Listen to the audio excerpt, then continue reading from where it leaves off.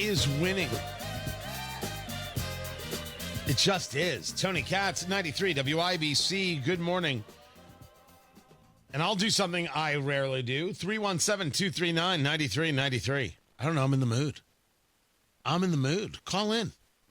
We could talk Make America Healthy Again. I'll talk about anything you like. 239-9393. Feel free. Go to it. The world of ice cream, going along with Robert Kennedy Jr.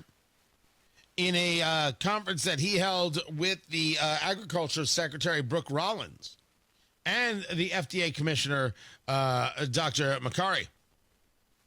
They are going to be working with the International Dairy Foods Association to put an end to artificial colors in ice cream products. Cool. It cannot be said enough. This idea of Make America Healthy Again is working, and I think it has to do, in large part, with the fact that Kennedy, who I said I did not want as Health and Human Services Secretary, I still stand by that, by the way. His approach is, here's the data. We don't need to do this.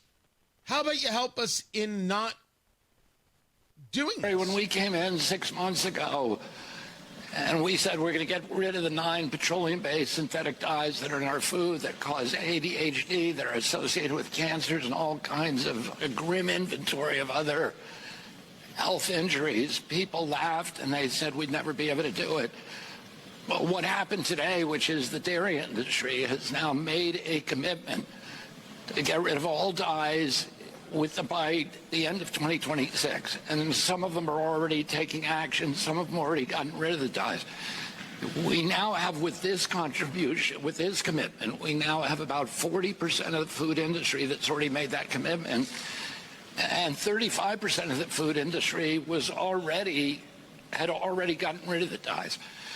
So we're very proud of this public-private partnership. I'm very grateful for our partnership with Brooke and with our partnership with the industry. We cannot make America healthy again without the cooperation of the American farmers and American industry, and they are stepping up to the plate, and we're very grateful to them. It's a win. Now, part of it certainly is the idea of you either get on board or you're the ones who didn't get on board, right? The idea that somehow this is government laying a hand on things, laying a thumb on things. That's absolutely can be the case.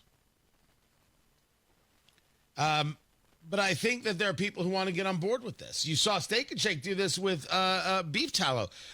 I did not know.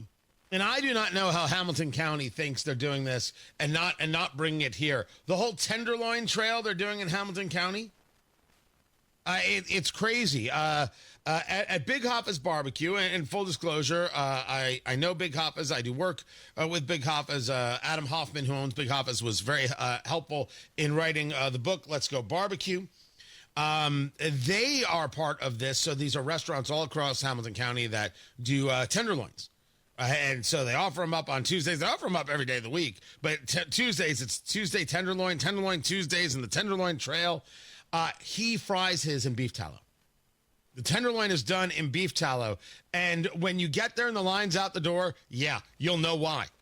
But if you do go to Hoffa's today, I am not paid for this. Please don't get me wrong. Just make sure you tell them that Tony Katz sent you, and that they know it. I don't know. I just felt like flooding him today. But there are a lot of cool places doing this. But, like, he's doing it in the beef tallow. And that's a very RFK thing to do, although he's a kind of, if you've never met the owner of Big Hoffa's, he's very into the organic thought process for sure. Let me go to Matt. I told you I'm going to go to the phone. So rare. Wait, is it Matt as in Matt Bear, producer Carl? Is Matt Bear on the phone? Tony, first-time caller and listening here for a while. And just wanted to say that. Sorry. Matt, welcome to the show, Matt. What's going on? Hey, good morning, Tony. On the terms of MAHA, which in my opinion means meat, and as much as you can eat. I had a question for you, the rib connoisseur. Cheating, sacrilege, or genius? You're low on time. You're low on availability. Putting the ribs slow cooked in the oven and finishing on the smoker, is that cheating, sacrilege, or genius? It's totally fine. It's not cheating. It's not sacrilege, and it's not genius, but it's the other way.